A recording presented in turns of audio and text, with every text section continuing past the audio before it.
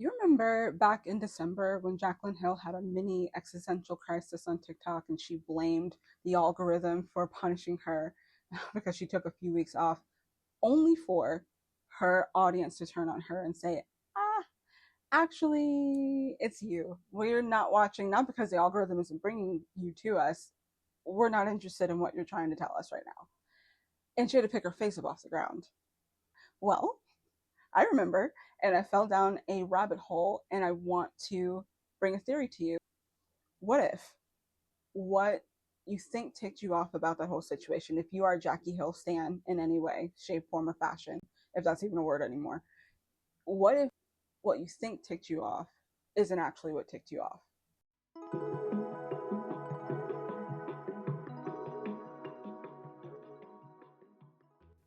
Hello, creatives. Welcome back. And if you're new around here, hi, I'm Kat, your branding bestie. And on this channel, I marry my love of branding and commentary on pop culture, and I have a discussion about things that are happening around us. And as I just mentioned before our lovely title sequence, I did fall down another rabbit hole about her. And I wanted to bring a discussion here.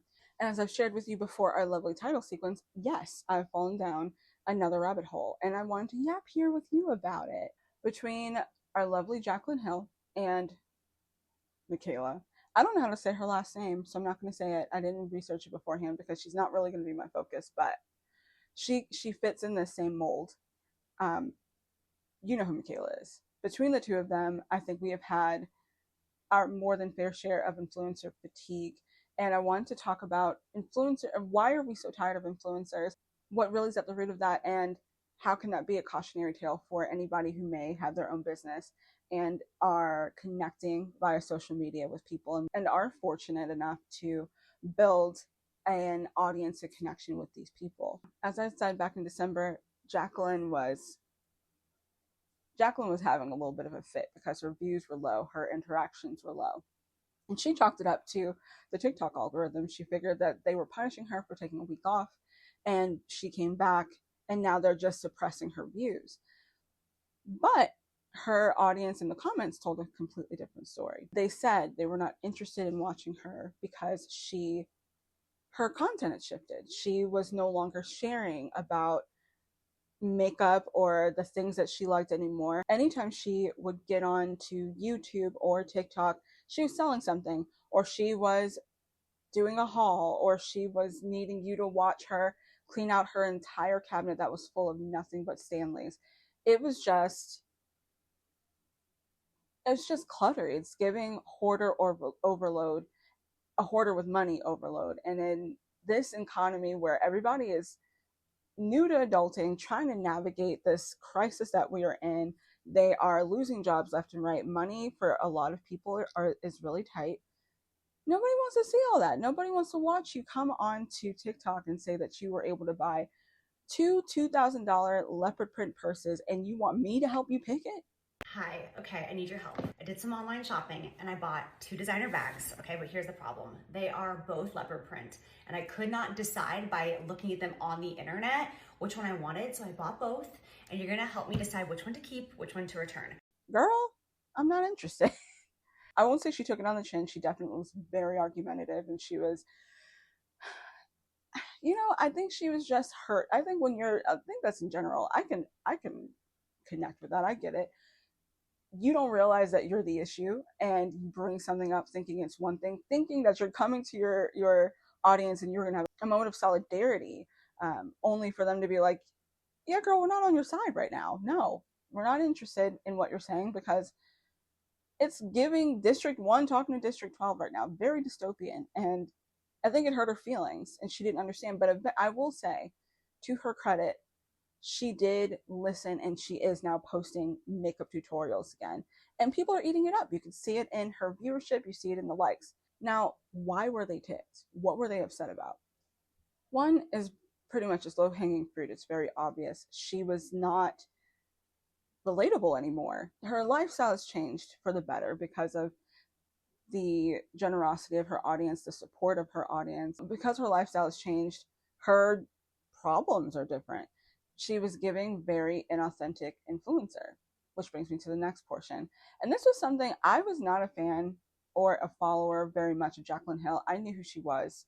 I don't feel like I was her community necessarily, nor her target. So I mean, it's not anything personal or any reason why I didn't. I do remember, like, in certain crises, she gained my attention, and that was when I would kind of do a little bit of a deep dive on her. For example, moldy lipstick gate. When when that took place, I remember I did look at her content, and I was genuinely a bit confused as to why people were connected with her at all, because it seemed like all she did, any of the videos I saw, was either for an apology because she did something wrong or messed up, or because she was selling something. She was launching a new lipstick line. She was launching a new makeup palette. She was selling some kind of product that she has a deal with. And it was very poorly done, in my opinion. You could tell she was selling you something. And that would be the only time she was ever online. So I don't know personally what the rhetoric around her was at that time, but I do know, and I do remember that I noticed that about her, that the only times I ever really saw anything from her was from her jumping on, wanting to sell or make an excuse slash apology for whatever controversy was going on at the time. And surprisingly, even though I didn't see anything back then, that came up very often. People felt like they were only being sold to. She was online only showing off the stuff that she could afford and buy, and it was giving very much that controversy that was going on in 2020, when a lot of celebrities and influencers were just out of touch with the crisis that we were in. And it woke something up in people. They started getting agitated with their lack of being in touch with reality. And it was very evident in the comments that were made to Jackie. So you make that combination between her growth and her change, which, I get that. So sometimes life is just different and you change, and people may or may not like it. Between that, her lack of relatability, and then just the fact that she's constantly pandering to her audience, people were turned off. And she heard it all in those comments that day when she made that post. And again, like I said, she's made the shift. But when I was looking at this, I started questioning something for myself. I was like, is that really what the issue is? Yes, of course these things are valid. I'm not saying that they're not. But I feel like there's something more that people may not be able to put their finger on that they have an issue with. Because let's just play, I call it angel's advocate. I don't like devil's advocate. Let's just play angel's advocate for a minute. If we go down the path and we say, okay, she's in a different tax bracket now, so therefore her problems are different, her life looks different, I don't feel related to this anymore, or I don't want anything to do with this, that would make sense. But what is Richtok doing here then? If it's all about being relatable, and if you can't connect with someone you don't feel you're relatable to, then why is Richtok a thing? There's a rise in content called Richtok, which is it's a genre in TikTok, or a corner of TikTok, where you can go and you can get a glimpse at the ultra wealthy, where there seemed to be like a hedge of separation between us. We could speculate what their lifestyles were like, but we are getting firsthand experience from billionaires, from heiresses, from people who are in very wealthy families who can afford private planes and things like that. We are seeing from their eyes what their day-to-day life is. At least that's what they curate on camera. And people do genuinely find enjoyment in that. Now, I will say, as a caveat, it is not to say that there's not without problems and that they don't get their own kind of backlash. I do notice that people do not like when people of that bracket try to come down and make comments on what we feel are common societal problems for people in the range of income or range of economic status that we all find more commonality in. I do notice that they are forbidden. They are canceled practically if they talk about that. But back to my original point, that's not so dystopian. It's almost aspirational. And I'll say personally for myself, I love Richtok. I love going on there and seeing some things and saying, you know what, one day, I believe one day. And it's good to see what it looks like on someone else, so that way I know how to achieve it for myself or whatever else. So for me personally, I get the aspiration behind it, and I get why people do tend to gravitate toward that kind of content. And it's also fun. It's fun to be able to see something that we weren't able to see before. So if it's acceptable for them, why is it that someone like Jackie or Michaela, who they got their start and foundation in common surroundings like us, but they're now at maybe more of a Richtok level. Why do we not like them? I'll bring in another case in point. There is a woman that I came across recently, and how, don't come for me, because you can't be everywhere at once. You don't know everybody. But I just found out about this person that I love. Her name is Nabela. Now, I didn't know who Nabila was. In fact, the way that I found her was by someone who used to be in her audience complaining about her and making fun of how, like, I think she sticks her leg out and I just stuck my leg out. That's what you heard. She sticks her leg out when she's doing things like cleaning the house or preparing dinner or playing with her kids, which, I mean, of course, yeah, that's weird and that's awkward. But I, I found myself actually enjoying her content. For me, because she's new to me, I found her aspirational and I do enjoy her content. I don't know if I don't know how I'd feel watching someone gravitate or navigate into a higher bracket from the beginning. I don't know what that's like. I don't know, because I've never really jumped on the beginning of someone's journey and followed them up that way and felt a way about that. So let's delve into why, or possibilities of why. Could it be jealousy? Do people not, and I think that there may be some elements of this in there. I won't say full jealousy, but when you see someone who started out looking like you and now, because of generosity of others and people supporting their projects, they're now at an elevated bracket and they're living a different lifestyle. You're now seeing that this person almost loses touch with reality. There is a level, I think there is a, I won't say that it's jealousy, but I will say that there's a level of patience and connection that you do lose with that person because you know better. It's one thing for someone who, like a Chloe L, this is all the life that they know. There's like almost like a bit of a grace that you assign to them because you know that they don't understand the lens that you come from, and your level and your parasocial connection is completely different than it would be with someone like Michaela Nagira, who we saw her grow from the pandemic in TikTok to now to what she is. So when you see them navigate from that, it's almost like your parameters of grace are shorter because they should know better because they've had your shoes on before. We can go down that route. I do think, though, even in what I'm about to say, there is some level of this in there. So maybe there is a little like, I don't feel like I relate to you anymore. We used to be able to have the same things, and there's a difference. There's always going to be some kind of discomfort and some loss with your audience as you navigate toward higher opportunities or a different level of experience that people maybe don't understand.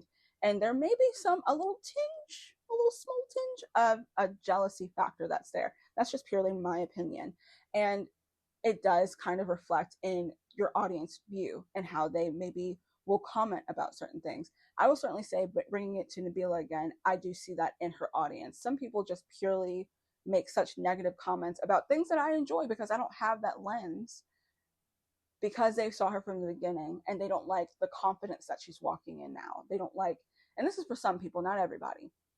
They don't like the new, bigger opportunities, the bigger house that she's in. She doesn't feel like, you don't feel like you have an opportunity to connect with her anymore. That glass of separation that parasocial relationships all have is a little bit thicker. And so people tend to resent that. And so I do think there's an element of that at play. But what if there's a whole other element here? And here's where our branding twist comes in. What if the actual reason that Jackie ticks you off and Michaela ticks you off, yes, inauthenticity, yes, it's kind of a little bit of it breaks the fourth wall of our parasocial relationship and people are no longer as relatable as they once were, yes.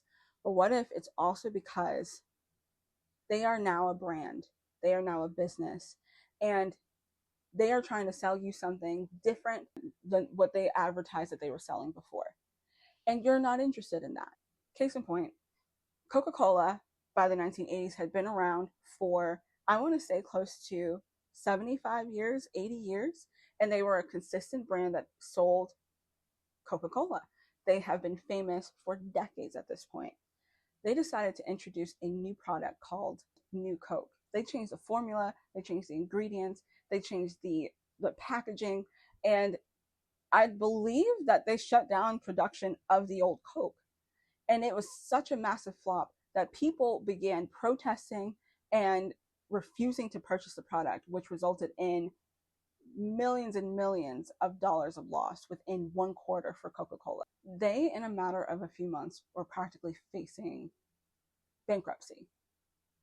And they had to do an emergency turnaround. They had to overhaul and get rid of all of their advertising for this new Coke, and scrap any plans they had for future advertisements trying to push it, and go back, apologize, and go back to their original recipe. Now, the consumer didn't decide or desire, didn't get upset because the formula was terrible or the formula was something that, it was just different. That is not what we came to you for. Nobody asked you to change the formula, Coca-Cola, at all. Give us back our original formula or perish.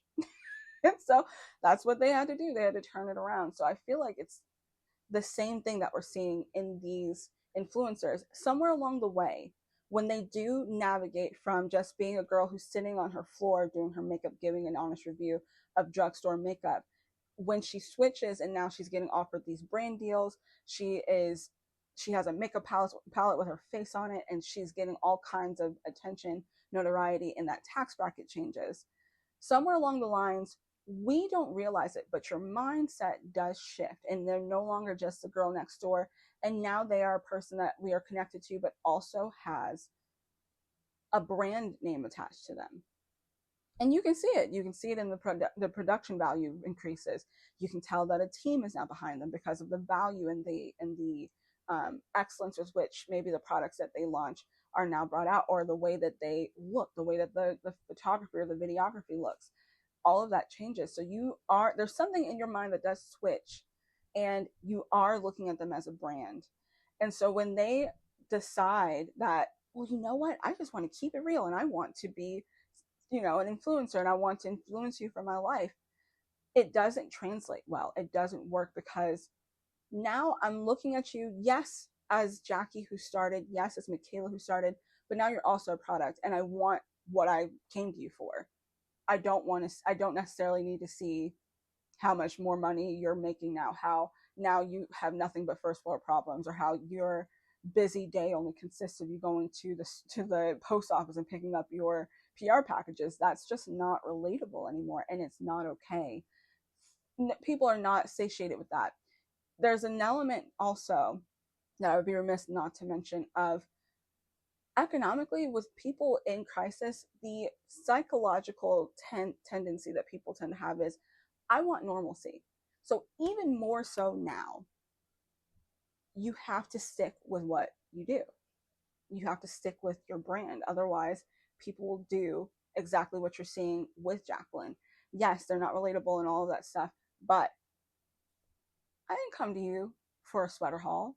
I didn't come to you to help you clean out your cabinet full of Stanley cups. I didn't come to you for you to sell at me when you have all the money that you have. Give me what I came to you for, or perish. Or AKA, I'm just not going to watch you anymore. I'm not going to support you anymore. So all that to say is this. I think that all of the things that I mentioned, the factors that people were able to put their finger on, yes, those are the issue that people have at the surface. But at the under surface that people don't necessarily understand, your brand is a product. It's a brand, and people consume it and they want what they want. So there has to be some element of you keeping the main thing the main thing. Now, what can we learn from this? This is my favorite part. We're not influencers, okay? Maybe you are, but maybe you're not. More than likely you're not. Maybe you're a small business owner that has a business that you are wanting to form connection to. You want to build an audience with your people. And I think that's an amazing thing. I think that'll be something I delve into maybe for my next branding analysis, which I would love some suggestions. Comment below for some things that you want me to give my commentary on for the next episode, and I will hop in there and we'll talk more about that. But maybe you have your own small business and you are building an audience and a connection with these people. Keep the main thing, especially when it comes to connecting with your audience. People need to know what to expect from you, and you need to continue giving that product. So if you are someone who's aspiring to be here on social media, being a content creator on a regular basis, or you are a business owner who is able to understand the absolute tool belt that we have, the absolute weapon that it is to have an amazing social media presence with an audience of people that connect with you and you have a parasocial relationship with, do not ever switch it up. Ooh, I got another case in point. This is going to be something super quick. How many of y'all paid attention to tendonism? Maybe I'll do a separate little video on that. Tendonism, that's Uncle Tendonism was a man who was, we thought, an owner of this barbecue smokehouse that was out in Texas. I believe it's in Texas. And he was known for shaking that meat and that brisket falling apart, and he would throw that meat down. I believe he would take his glasses off and he would look at you and he would say tendonism. He was a he was amazing. Well, there's something that took place back in, I believe, in December. Keith Lee came and visited the store, wanted to bless Uncle Tendonism with $4,000. The company blocked it. They were upset that he didn't just leave the money so that they could divvy it up, and there was just a whole huge controversy. Uncle Tendonism ended up being fired from Smokehouse. Do you know that simply because of that, they have lost pretty much all their social media presence? They've lost all the support. They used to have lines wrapping around the building because of this man's social media presence. They are empty and they're facing financial issues now. Months later, we're not even a full quarter away. It is so important that you keep whatever it is that you offer, whatever products you offer, or whatever connection, whatever it is that your audience came to you for. Do not forget that the main thing has to stay the main thing. You continue giving your audience what you want, regardless as to whether you want to do something else. You can do something else. You can also diversify, but make sure that they still have what they originally fell in love with you for. And Michaela is a huge poster child for that. I think hers is a whole different thing. I might do a whole separate video on her. We'll keep it with Jaclyn. Jaclyn is a poster child for this. She stopped giving people what they came to her for, and they stopped losing interest. I believe Jeffree Star also he gained his audience back, going back to what he loves. When you keep doing what it is that people have fallen in love with you for, you're guaranteeing keeping your place, because there's always going to be an audience of people that care about things like that, especially when you're fortunate enough to find the formula for how they connect to you with, or how they find a formula to get people to connect with you. All right, let's put a bow on this bad boy. I think Jaclyn is doing an excellent thing by going back to her original state, going back to originally what people fell in love with her for. And it'll serve her, because she'll be able to then navigate and foray into new things and build that trust back with her audience. And hopefully she'll be able to continue to thrive. And for you, again, as I've said so many times, make sure that even outside of social media, whatever products you offer, whatever service it is that you offer, make sure that, especially when you find that people are complimenting it, they enjoy it, and they're coming back to you again and again for what it is that you do, that you never try to deviate from that. We see so many brands before us who have kept their main product at the forefront for years, and it continues to serve people. So yeah, let's navigate this in excellence and grace, and yeah, I think that you'll be all right. Just like how they were able to land back on their feet, you'll do the same. Well, thank you so much for hanging out with me. I hope to catch you in the next one. Bye.